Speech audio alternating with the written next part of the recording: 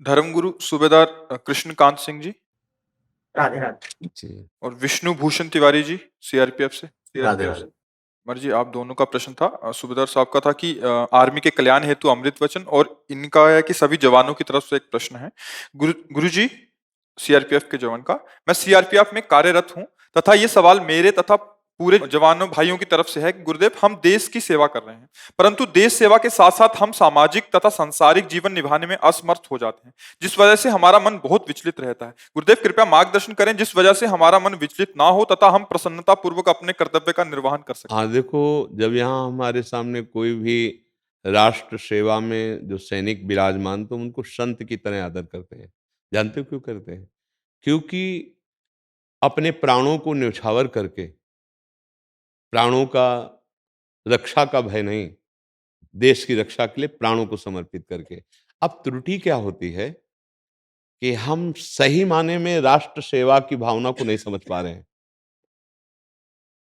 जिस समय हमको छुट्टी नहीं मिली तो हम अपने अधिकारियों पर नाराज हो जाते हैं और चूक भी कर बैठते हैं। आप समझना, तो आप परिवार के मोह से युक्त हो गए, आप किसी संसार के संबंध से प्रभावित हो गए, तो वे हमारे यहाँ सम्मान पाने योग्य नहीं रह गए। हम एक संत का जैसा सम्मान राष्ट्र सेवक को क्यों करते हैं? कि वो परिवार का यद्यपि संबंध स्वीकार किए हुए है, पर पहले राष्ट्र और फिर परिवार, पहले राष्ट्र फिर शरीर सुख, फिर प्राण सुख। इसलिए साधु होके, विरक्त मार्ग के पथिक होके वैसे हाथ जोड़ते हैं और कहते हैं, हम आपको प्रणाम करते हैं, और जो किसी का स्वागत नहीं करते उनका स्वागत करते हैं कि आप कहीं भी हमारे राष्ट्र सेवा में लगा दिए जाएं तो आप प्राणों की बाजी लगा के। पर असंतुष्टता का विषय ये होता है जब आप अपने कर्तव्य को नहीं समझ पाते।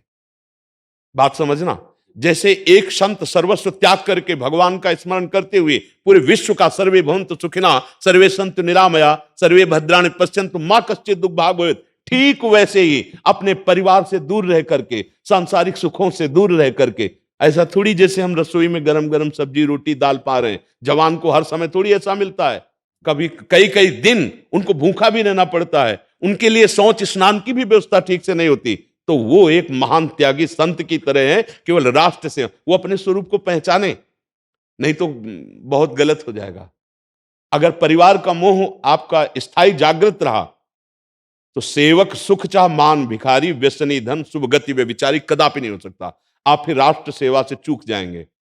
कि यदि आपको अपने शरीर सुख की व्यवस्था, अपने परिवार संबंध की गाढ़ अवस्था आ गई, तो आप राष्ट्र को भूल जाएंगे, अपने अधिकार को भूल जाएंगे, अपने कर्तव्य को भूल जाएंगे और आप मनमानी आचरण कर देंगे।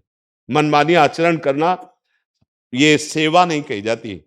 सेवा वही होती है जिसमें न्यौछावर किया जाता है, त्याग किया जाता है, उसे सेवा कहते हैं। सेवक सुख नहीं चाहता, तभी तिरंगा उनके शरीरों पर विराजमान होता है और हर भारतवासी, वो कोई भी हो, हमारे देश के सैनिकों को सलूट करता है, प्रणाम करता है।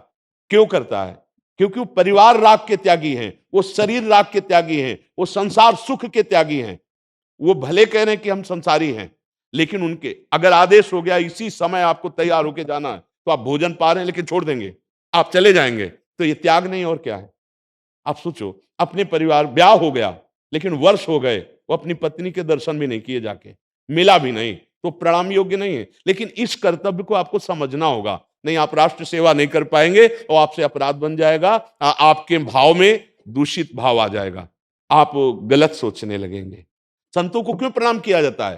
काम क्रोध लोभ मोह मद मत्सर इनका त्याग किया है और सच्चिदानंद प्रभु के लिए अपने जीवन को बलिदान किया, इसलिए संतों को ऐसे करते हैं। तो उन राष्ट्र सैनिकों को इसीलिए सम्मान दिया। हम उन भाइयों से प्रार्थना करते हैं कि आप जो कष्ट सह रहे हैं ये आपकी तपस्या है और इसका परिणाम वो होगा जो एक योगी को परिणाम प्राप्त होता है, भगवत आनंद, वही तुमको प्राप्त होगा। हमारी बात पे विश्वास करो।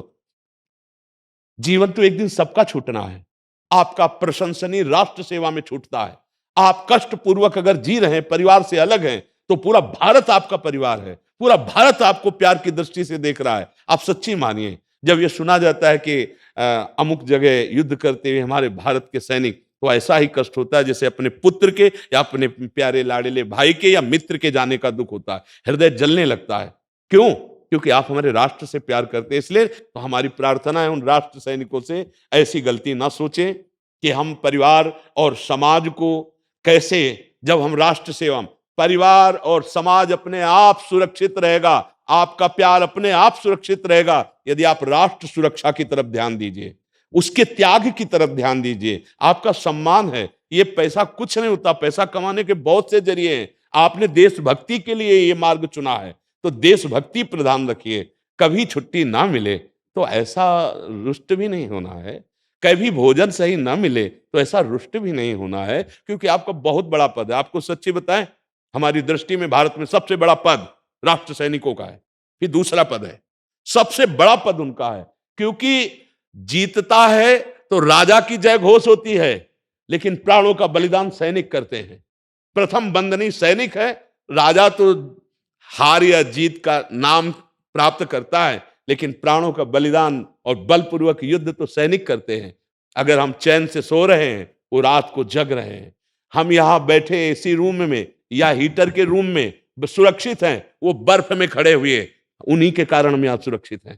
तो उनका त्याग, उनका बलिदान प्रशंसनीय, और वो भगवत प्राप्ति के लिए है। हमारे वचनों पर विश्वास करो, हम वृंदावन से बैठ के बोल रहे हैं, सच्चिदानंद भगवान की प्राप्ति के लिए जैसे हम तपस्या और साधना करते हैं, ऐसे तुम राष्ट्र सेवा में यदि कर रहे हो, अपने कर्तव्य का पालन करो, तुम्हारा जीवन व्यर्थ नहीं है। तुम एक महान योगी हो, एक महान तपस्वी हो, पर ऐसी निराशा भरी बात अंदर नहीं आनी चाहिए कि मैं कई महीने से परिवार से नहीं मिला और मुझे छुट्टी नहीं मिली तो मैं राष्ट्रद्रोह कर लूं। ये राष्ट्रद्रोह है।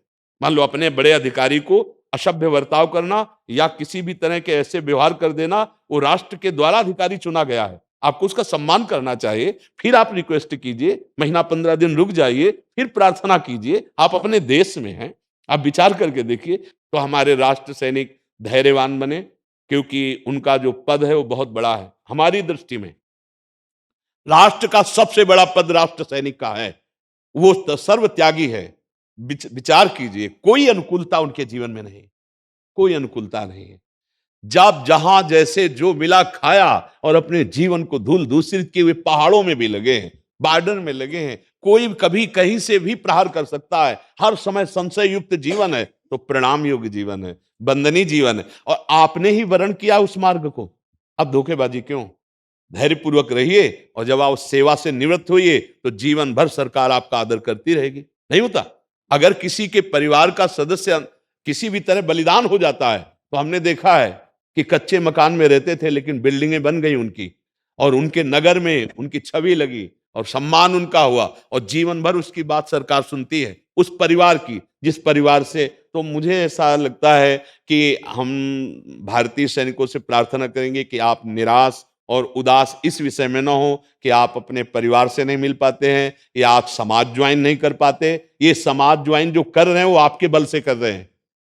हाँ, आपको अपने स्वरूप में रहना है। आप एक बहुत बड़े त्यागी महात्मा हैं। आप विषयों का त्याग किए, परिवार का त्याग किए, भोगों का त्याग किए, प्राणों का त्याग किए, राष्ट्र सेवा में लगे हुए हैं। आप अपने स्वरूप को पहचानिए, इसी से आपको लोक सिद्धि और परलोक सिद्धि दोनों हो जाएगी। तो हमें तो लगता है कि यदि सही कर्तव्य का पालन करें, जैसे अर्जुन जी को उपदेश कर रहे हैं, तो भगवान साथी है। भगवान हर समय सारथी रूप में अर्जुन के पास ही नहीं, हमारे पास, आपके पास, सबके हृदय में बैठे हुए हैं। अधिकारियों को भी प्रार्थना है कि वो सैनिकों को अपने बेटे के साथ कैसा बर्ताव किया जाता है ऐसा करें। अगर आपका बेटा सैनिक होता आपके साथ तो आप कैसा बर्ताव करते? उनको ऐसे, क्योंकि बड़ा पद मिला तो पिता की तरह व्यवहार कीजिए।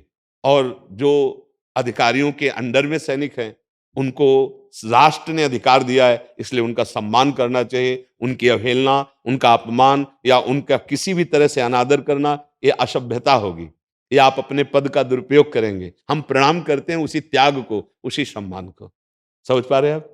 इसमें कोई संशय जी? देखो, नाम जप कीजिए, कोई कहीं भी हो, तभी आपकी, हम कई बार कहते हैं, ना भगवत प्राप्ति ना मोक्ष सही।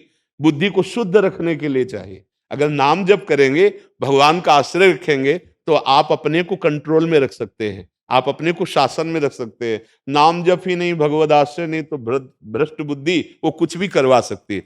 बुद्धि को शुद्ध करने के लिए हमारे पास नाम है। राधा राधा कृष्ण कृष्ण राम हरि जो नाम। नाम जप नहीं, भगवत आश्रय नहीं, तो कोई कहीं भी हो, ये खराब हो जाएगी। और ये बुद्धि खराब हो गई तो क्या, फिर ठीक बात नहीं है।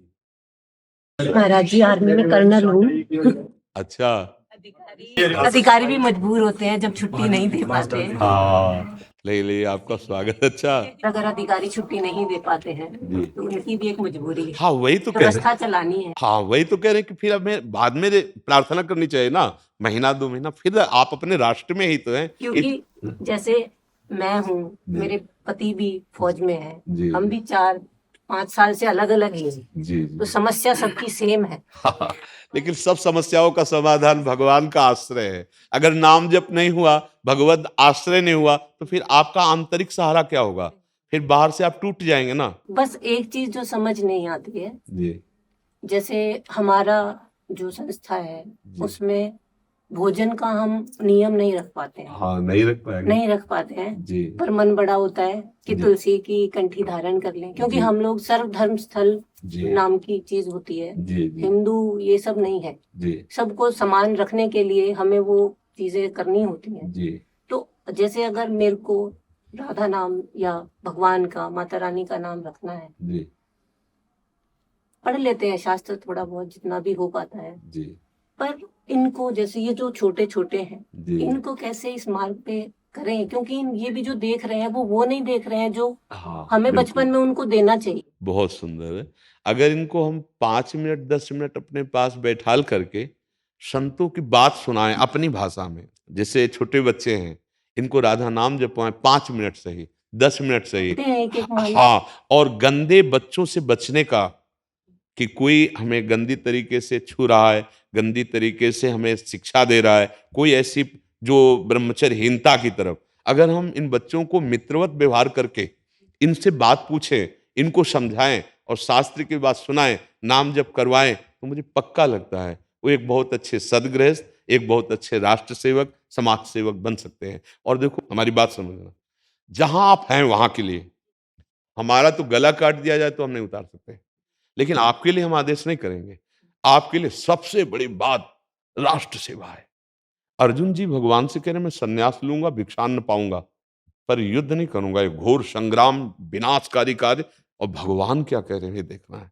जगत गुरु है ना, वो कह रहे हैं अर्जुन तू खड़ा हो जा और युद्ध कर, इनको मार, क्योंकि इस समय अधर्मी लोग जो हैं सामने खड़े हैं और तू छात्र धर्म से युक्त है, तेरा परम कर्तव्य यही है कि तू इनको मार। बात समझना, यदि आप राष्ट्र सेवा में हैं और अंदर अंदर राधा राधा जप रहे हैं, आप भले कंठी नहीं धारण किए, आप भले तिलक नहीं लगाए, लेकिन आप भगवान की बहुत प्यारी लाडली भक्त हैं, क्योंकि भगवान कर्तव्य पर जोर दे रहे हैं। अगर हम बाहरी क्रियाओं से हैं और अंदर से हम भगवान के प्रति कर्तव्यहीनता दिखाएं जो हमारे आचरण नहीं होने चाहिए, कभी भगवान प्रसन्न नहीं होंगे। आप इस भेष में हैं लेकिन आप भगवान का आदर करती हैं, आप उनका नाम जप करती हैं, आप देश के लिए समर्पित हैं, सच्ची मानिए आप भगवान की बहुत लाडली हैं। आप ऐसा न सोचिए कि अगर कंठी बंधा हो तो ही भगवान प्यार करेंगे, तिलक लगा हो तो ही भगवान, ये बाहरी बात है। भगवान आंतरिक प्रेम देखते हैं, वो आपके अंदर है। जो राष्ट्र सेवा में है, जो आपने बात कही कि हमारा भी मन करता है, इसका मतलब है, तो इसलिए आप निराश मत होइए। आप जहां हैं धैर्यपूर्वक आप उसी कार्य को पूजा मान लीजिए, भगवान उससे प्रसन्न हो जाएंगे। ठीक है ना? ले, हमें बहुत अच्छा लगा ये हाँ, आप निश्चिंत रहिएगा, ठीक है ना? बहुत अच्छा लगा। आप प्रसन्न रहिएगा, आप हमारे राष्ट्र सेवा में रहिए। धन्यवाद।